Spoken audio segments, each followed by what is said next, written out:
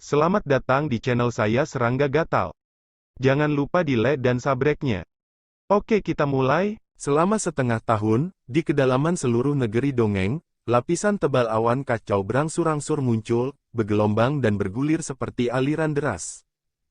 Ada kemegahan ilahi yang tak terhitung jumlahnya dan megah, berkelap-kelip di awan yang kacau, berkelap-kelip dan menghilang. Tatanan dunia abadi sangat terpengaruh. Adegan ini dapat diperhatikan oleh para tokoh abadi di negeri dongeng. Dan, seiring berjalannya waktu, menjadi jelas bahwa ketika jalan menuju Tuhan muncul, medan perang zaman itu akan muncul di awan kacau di kedalaman langit dari dunia peri. Dan beberapa orang dengan Taoisme yang mendalam telah menyimpulkan bahwa awan kacau sebenarnya disebabkan oleh kekuatan asal kekacauan dari dunia peri. Sayangnya, waktunya belum tiba, dan tidak ada yang bisa mendekati masa lalu. Akhirnya bisa jalan-jalan. Beberapa barang antik pesanan Taixuan mengekspresikan emosi. Dalam 6 bulan terakhir, kekuatan malapetaka ilahi yang awalnya diisi dalam tatanan dunia abadi telah menghilang, hampir menghilang. Pengaruh pada karakter Taijing juga dapat diabaikan. Untuk sementara, dalam beberapa tahun terakhir, untuk menghindari ancaman dewa dan bencana, karakter Taijing yang memilih untuk bersembunyi sepanjang waktu mulai muncul di dunia satu demi satu. Ini menimbulkan sensasi di mana-mana dan menimbulkan kehebohan. Namun, seperti Jiang Taya, Sue Xiaozi, Nan Pingtian, yang dikenal sebagai penguasa dunia peri jauh sebelum zaman kejatuhan abadi, mereka telah tidak pernah muncul. Dalam hal ini, banyak tokoh abadi di dunia juga meramalkannya. Alasannya sangat sederhana, dengan hadirnya Sudizun, musuh bebuyutan yang tadinya bermusuhan dengan Sudizun ini tidak berani menampakkan mukanya sebelum jalan menjadi seorang dewa muncul. Inilah kekuatan Sudizun hari ini. Bahkan jika selama ini, dia dengan cara yang sederhana dan tidak peduli dengan dunia, tetapi selama dia ada di sana, musuh-musuh besar itu, dia adalah penghalang yang tak terlihat. Menjauh dari dunia. Jiang Taya mencibir, menurut saya, dia sedang terburu-buru. Dia sangat ingin meningkatkan kultivasinya sesegera mungkin, dan ketika jalan menuju menjadi dewa muncul, dia akan mencari kesempatan untuk menjadi dewa. Di telapak tangannya, ada batu giok. Slip batu giok itu dikirim oleh utusan ilahi di samping Huo Jianfeng, putra Tuhan yang tiada taranya. Isi slip giok sangat sederhana, jelas memberitahu Jiang Taya bahwa Su Yi belum pernah menginjakkan kaki di langkah Taixuan. Alasannya sangat sederhana. Para dewa telah menatap jalur kultivasi Su Yi. Perhatikan. Namun sejauh ini hal itu tidak terjadi. Ini juga berarti Su Yi masih di level Taihe. Huo Jianfeng memberitahuku ini karena dia ingin aku memperlakukannya seperti anjing untuk berurusan dengan Su Yi. Jiang Taya bermain dengan batu giok dengan pandangan jijik di matanya, tapi yang tidak dia ketahui adalah, dibandingkan dengan membunuh Su Yi, apa yang paling dipedulikan adalah menjadi dewa. Selama kamu menjadi dewa, bukankah mudah untuk membunuhnya Su Yi? Jiang Taya menghancurkan slip batu giok di tangannya, matanya menjadi dingin dan mengintimidasi, Su Yi tidak, Wang Ye, tunggu kursi ini. Dunia luar bergejolak, dan arus bawah melonjak. Su Yi tidak peduli dengan ini. Pada awalnya, dia masih mencoba menerobos berkali-kali. Namun pada akhirnya tidak tercapai. Bukannya tidak bisa, tapi waktunya tidak cukup. Yang dia butuhkan adalah jalan paling ekstrim menuju terobosan total. Dan sekarang, dalam penempaan suasana hati dan moralitas, tidak ada kekurangan. Yang hilang sekarang adalah kesempatan untuk mencapai terobosan pamungkas. Su Yi benar-benar mengabaikan hal ini. Terobosan budidaya, seperti cangkir yang meluap. Terkadang mereka terlalu gigih, tetapi mudah ditangkap. Selama periode waktu ini, dia benar-benar tenang dan menyerahkan semua pekerjaan sepele kepada orang lain untuk dilakukan. Dan dia sendiri mulai menyusun kitab suci Tao. Sutra yang mencakup apa yang telah dipelajari Wang Ye sepanjang hidupnya dan apa yang telah dia pelajari dari praktiknya dalam kehidupan ini. Untuk sementara bernama Zentian Xianjing. Su Yi punya firasat bahwa tidak akan lama baginya untuk mengintegrasikan kekuatan Taoisme generasi kelima Li Fuyu. Pada saat itu akan cukup untuk mendapatkan semua harta Tao yang telah dipelajari Li Fuyu sepanjang hidupnya. Dengan cara ini, cukup untuk lebih meningkatkan Zitian Xianjing. Ketika dia meninggalkan dunia abadi di masa depan, dia dapat menyimpan harta Tao yang mencakup semua ini di Akademi Evernit untuk berlatih generasi mendatang. Orang suci memiliki 3 pendirian, kebajikan, jasa, dan perkataan.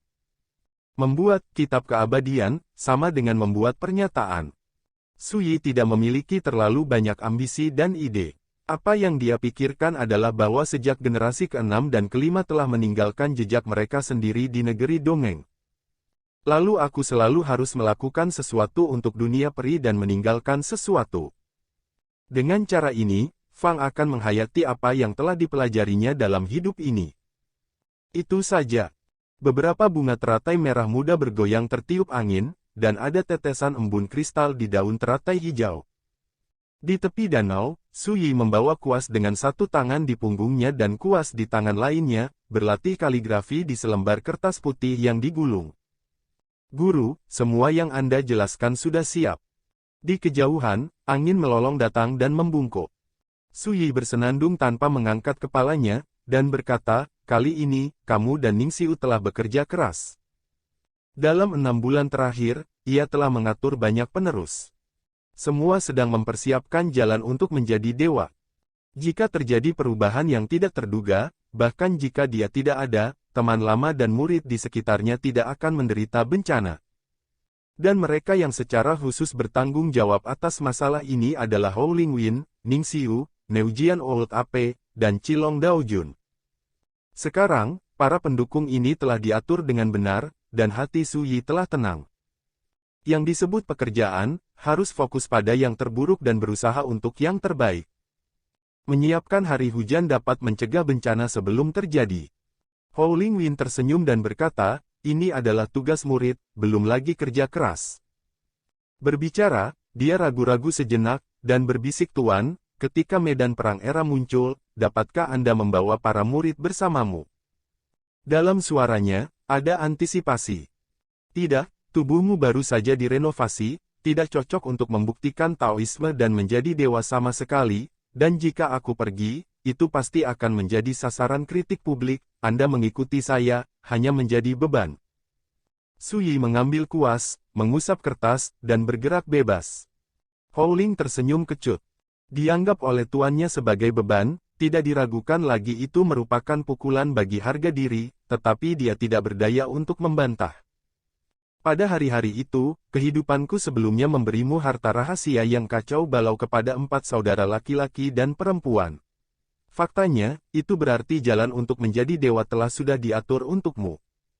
Su Yi berkata pada dirinya sendiri, kamu, jangan terlibat dalam kekacauan ini, tetaplah di Akademi Yongye, dan di masa depan, kamu akan memiliki buktinya sendiri. Ketika Tao menjadi dewa.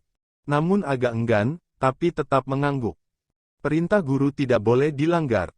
Selain itu, dia juga tahu sejak awal bahwa ketika jalan untuk menjadi dewa muncul kali ini, semua jenis pembunuhan akan seperti badai, semua ditujukan untuk tuan sendirian.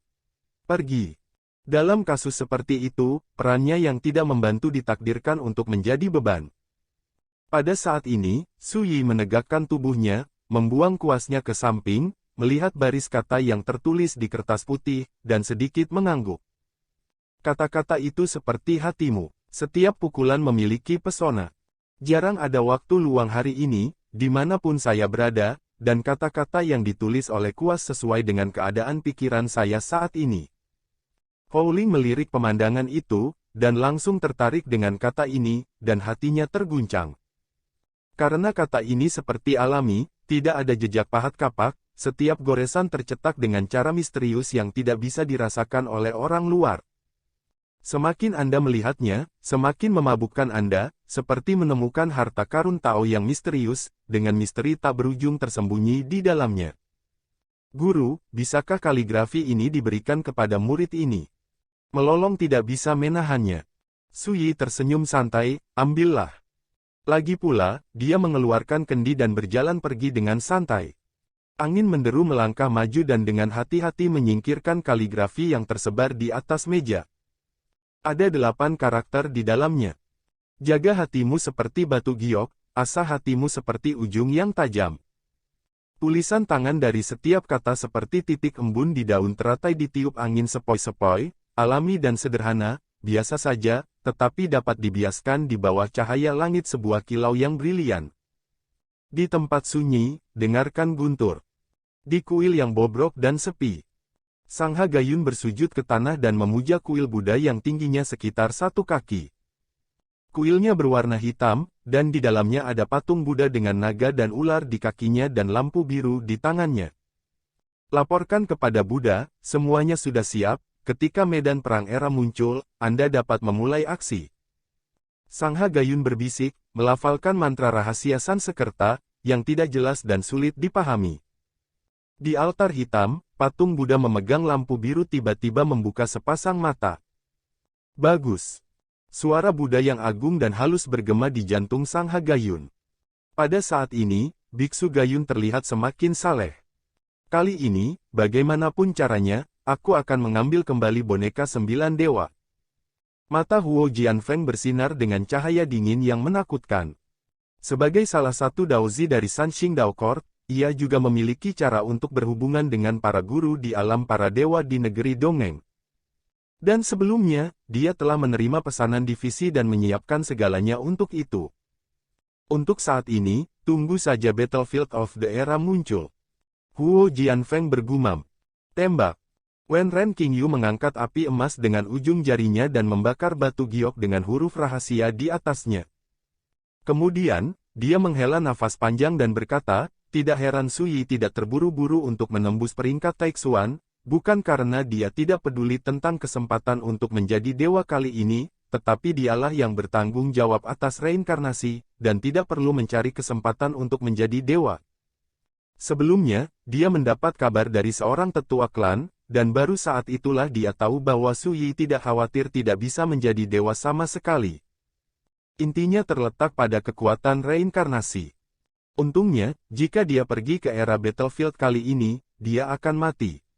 Jika dia tidak pergi, dia juga akan mati. Kesempatan sekali seumur hidup. Wen Ren Qingyu berpikir keras, dan aku, ikuti saja perintahnya. Di alam abadi, tidak hanya karakter tingkat anak dewa yang sedang mempersiapkan jalan untuk menjadi dewa, tetapi kekuatan tingkat Taixuan itu juga berencana untuk ini. Badai akan datang. Semuanya demi mendapatkan apa yang kamu inginkan saat era Battlefield muncul. Dan pertunjukan bagus yang menarik perhatian dunia peri ini, seiring berjalannya waktu, hampir waktunya untuk dimulai. 3 bulan kemudian, ada perubahan di kedalaman langit negeri Dongeng. Awan semrawut tebal terus tenggelam, menghasilkan gemuruh seperti guntur, bergema di seluruh 49 benua negeri Dongeng. Penglihatan yang mengejutkan ini membuat dunia bergetar. Menengok ke atas, awan yang semrawut itu penuh dengan cahaya ilahi yang terang dan menyala-nyala, berwarna-warni dan megah seperti mimpi, memantulkan kisru awan yang indah. Anda dapat samar-samar melihat bahwa di kedalaman awan yang kacau, ada garis samar dunia misterius, tetapi sangat kabur sehingga Anda tidak dapat melihat itu dengan jelas. Apakah itu Battlefield of the Era yang legendaris? Di zaman dunia abadi sejak zaman kuno, hal seperti ini belum pernah terjadi. Dengan kata lain, jalan menjadi dewa memang pertama kali muncul di negeri Dongeng, dan pasti bisa disebut pertama kali sejak dunia negeri Dongeng diciptakan. Sayangnya, nasib baik semacam ini terlalu tinggi dan jauh dari kita. Seseorang menghela nafas. Jalan menuju Tuhan. Itulah ciptaan yang hanya bisa dicari oleh keberadaan Taixuan. Di bawah peringkat Taixuan, tidak ada harapan untuk bertarung. Namun, masyarakat tidak patah semangat. Ketika jarak terlalu jauh, orang hanya bisa melihat ke atas dan iri, dan tidak akan rela melakukannya. Kesenjangan antar manusia sama. Orang-orang sangat antusias dan menantikannya. Ledakan. Pada hari ini, beberapa area terlarang di dunia peri telah mengalami perubahan drastis. Sen Weeping Heaven Grottus, Heaven Abandon Old Earth, relik yang bertahan dari era sebelumnya, semuanya dimusnahkan dan menghilang ke dunia. Dan di beberapa daerah primitif kuno dan misterius, ada kekuatan asal mula yang kacau balau, seperti gunung berapi yang telah diam selama-lamanya. Semua perubahan ini telah menyebabkan perubahan yang luar biasa dalam tatanan seluruh negeri Dongeng. Vitalitas dan aura yang melonjak mulai meletus di seluruh negeri dongeng, dan semua biksu sangat menyadari perubahan ini. Pembaruan Vientin, atau itu akan datang. Seseorang berteriak girang. Dunia emas milik generasiku akhirnya ada di sini. Seseorang bergumam dengan emosi. Dunia peri telah terlalu lama diam, dan akumulasi curah hujan selama berabad-abad akhirnya mengantarkan kemakmuran yang belum pernah terjadi sebelumnya. Dapat diperkirakan bahwa dalam masa depan, dunia peri ini akan berusia 49 di tanah benua, karakter romantis yang tak terhitung jumlahnya akan muncul, dan mereka akan bersinar di dunia yang makmur. Seseorang sombong. Di mana-mana di negeri dongeng mendidih dan sensasional.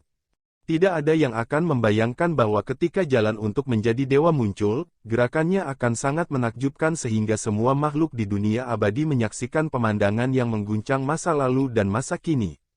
Keajaiban. Perubahan drastis ini berlangsung selama 3 hari. Ketika hari ketiga tiba, awan kacau di atas langit di dunia peri mengeras seperti batu, tak bergerak. Di awan yang kacau, garis besar dunia misterius dapat terlihat dengan jelas. Ada medan perang pada zamannya.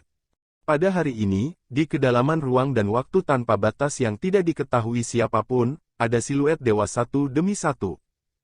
Para dewa sedang beraksi, dan negeri dongeng ini juga dipenuhi angin dan hujan. Maukah Anda menginap dan menyaksikan keseruannya? Penembak wanita Lin Jinghong baru saja akan bergerak. Lupakan saja, sementara mata para dewa memperhatikan orang yang bermarga Su, penting untuk menyelinap ke alam para dewa dengan Akai. Tunggu sampai kamu membantu Akai menemukan keberuntungan yang memadatkan ketuhanan abadi, cukup untuk membantuku pergi ke area terlarang abadi.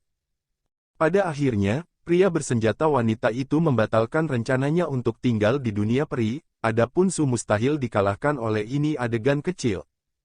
Barat jauh. Ledakan. Sesosok menakutkan naik ke langit, itu adalah pria tampan berbaju putih. Jiang Tai pendiri sekte Tai. Menunggu lama, akhirnya aku menunggu sampai hari ini, era milikku, Jiang Tai menjadi dewa, akhirnya tiba. Jiang Tai menengadah ke langit dengan senyum panjang, melangkah ke langit, dan membubung ke 9 surga. Dalam sekejap mata, dia telah bergegas ke awan kacau di atas langit, memecahkan jalan menuju medan perang era dalam kabut. Wah, kalau tidak bersuara pasti kaget. Kalau tidak terbang, luar biasa. Kalau tidak terbang, itu akan melambung ke langit. Sue Xiaozi berjalan keluar dari tempat persembunyian, mengenakan jubah yang berkibar tertiup angin. Janggut Willownya melayang, wajahnya seperti mahkota batu giok, dan matanya penuh dengan perubahan. Saat dia berjalan di bawah kakinya, awan keberuntungan muncul, membawanya langsung ke Qingming.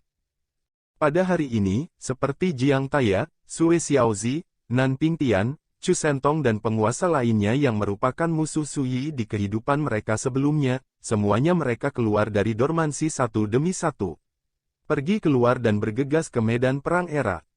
Di mana medan perang untuk kesempatan menjadi dewa, itu jelas merupakan permainan pembunuhan melawan Nasuyi, diatur oleh para dewa, menggunakan kesempatan menjadi dewa sebagai umpan, hanya untuk memusnahkan Suyi. Feng Wuji menghela nafas. Sebagai dewa yang tiada taranya, dia tidak tertarik untuk membunuh Suyi. Namun, hal itu tidak menghalanginya untuk memperhatikan gejolak ini.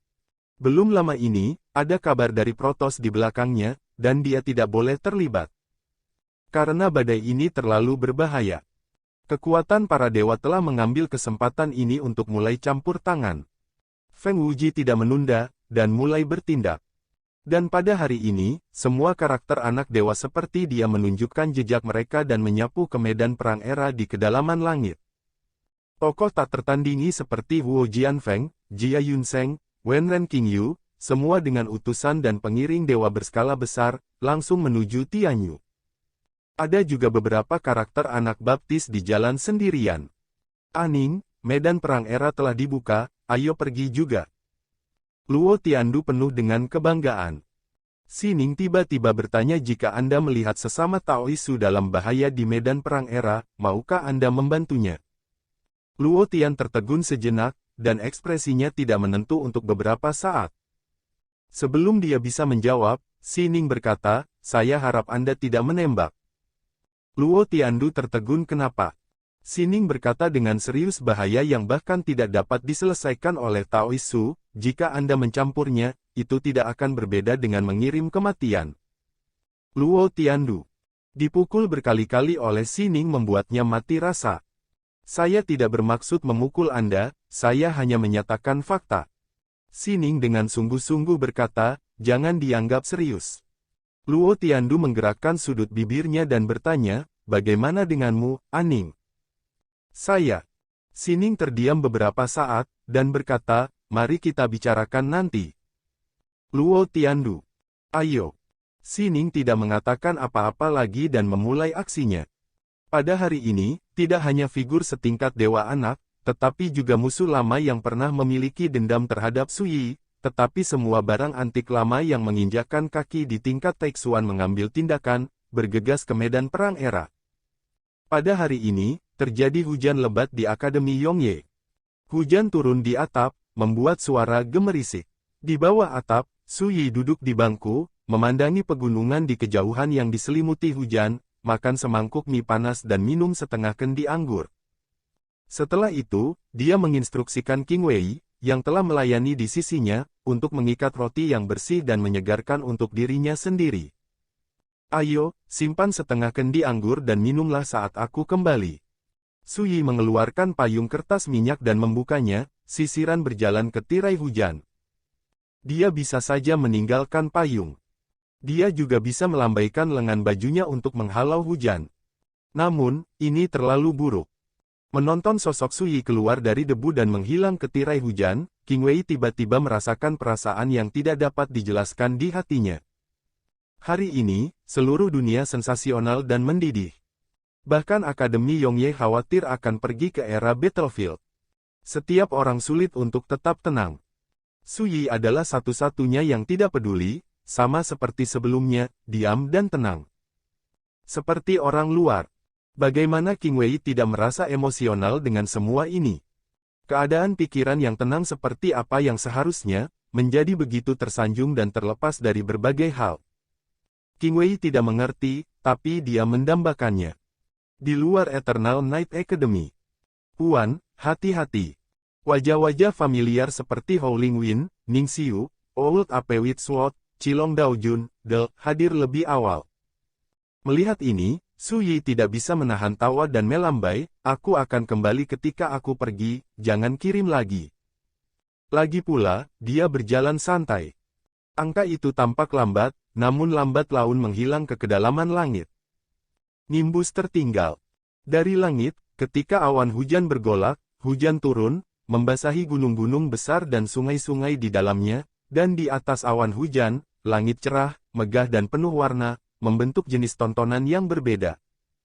Saya melihat betapa menawannya dunia ini, dan saya berharap dunia melihat saya seperti ini.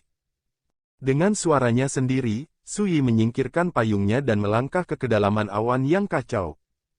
Rasanya seperti melompat dari negeri dongeng. Ketika penglihatan menjadi jelas, saya melihat alam yang luas dan misterius muncul di kehampaan di kejauhan. Ada medan perang pada zamannya. Suyi menyesap dari kendi dan berjalan mendekat. Secara bertahap, sosoknya menghilang ke dalam semburan api, dan dia tidak pernah terlihat lagi. Hari ini, jalan untuk menjadi dewa, yang sulit dilihat selama berabad-abad, muncul, negeri dongeng melonjak, dan sekelompok karakter yang tak tertandingi pergi ke medan perang era satu demi satu. Peristiwa besar terkait tren umum dunia peri telah dimulai. Hari ini, Suyi berangkat sendirian dan memasuki medan perang pada zaman itu. Menunggunya, akan ada pembunuhan yang tak terhitung jumlahnya. Dia menantikannya. Ketika malam tiba, awan kacau di langit benar-benar membeku, seperti tembok pembatas yang tidak bisa dihancurkan, menghalanginya. Makhluk hidup di dunia abadi tidak bisa lagi melihat medan perang zaman di kedalaman awan yang kacau. Tapi, semua orang tahu bahwa kontes menjadi dewa, yang menarik perhatian para dewa ini telah dimulai. Mengenai siapa yang akan tertawa terakhir, tidak ada yang berani memberikan jawaban yang jelas. Sekelompok karakter Taijing yang menakutkan muncul di luar Akademi Yongye. Siapa yang menyangka bahwa saat Suyi pergi ke medan perang era, perampokan terhadap Akademi Evernit akan terjadi seperti ini. Sekian dulu dari Mimin. Terima kasih.